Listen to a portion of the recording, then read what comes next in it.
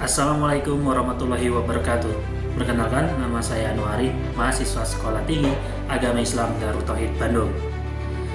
Alhamdulillah pada kesempatan kali ini untuk memenuhi tugas mandiri, yaitu tugas mata kuliah Hukum Pidana dan Perdata.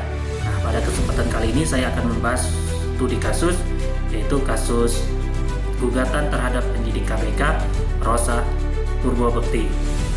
Nah, latar belakang kasus ini, AKBP Rosa Purbabekti adalah penyidik aktif di Komisi Pemberantasan Korupsi.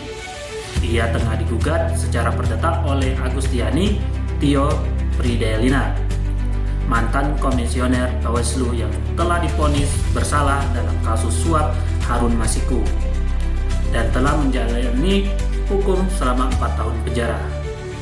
Kemudian Agustiani Tio Fridelina mengajukan gugatan di Pengadilan Negeri Bogor menuntut ganti rugi senilai 2,5 miliar. Nah, isi gugatannya, dalam gugatan tersebut Agustiani menuduh Rosa melakukan tindakan intimidatif dan tidak etis selama proses pemeriksaan sebagai saksi oleh KPK. Rosa diduga membentak secara verbal dan menggebrak meja yang menurut Agustiani menyebabkan tekanan psikologis. Ia menilai tindakan itu melanggar hak-haknya sebagai warga negara. Gugatan ini tergolong perdata, artinya bukan untuk mempidanakan Rosa, tapi menuntut pertanggungjawaban hukum secara keperdataan, terutama dalam bentuk ganti rugi material dan imaterial. Ada beberapa poin yang bisa dibahas ini. Yang pertama, pandangan KPK dan tanggapan Rosa. KPK sendiri menolak tudingan tersebut. Mereka menyatakan bahwa tindakan Rosa masih dalam koridor penegakan hukum dan wewenang penyidik. Menurut KPK, tindakan Rosa itu adalah bagian dari proses penyidikan yang sah, bukan tindakan pribadi atau melampaui kewenangan. Dan juga KPK menyatakan akan memberikan bantuan hukum resmi kepada Rosa. Poin berikutnya adalah dukungan dari mantan penyidik KPK.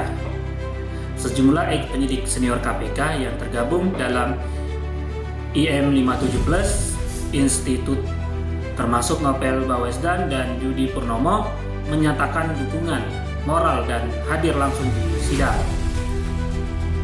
Mereka menilai gugatan ini tidak berdasar dan justru bisa menjadi presiden buruk yang mengancam independensi penyidik KPK.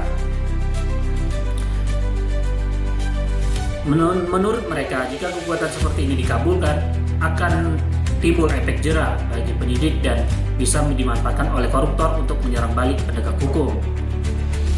Nah, selama proses sidang berlangsung di Pengadilan Negeri Bogor, sidang masih pada tahap pemeriksaan dokumen dan tanggapan tergugat. Belum ada keputusan final dari hakim karena proses masih berjalan.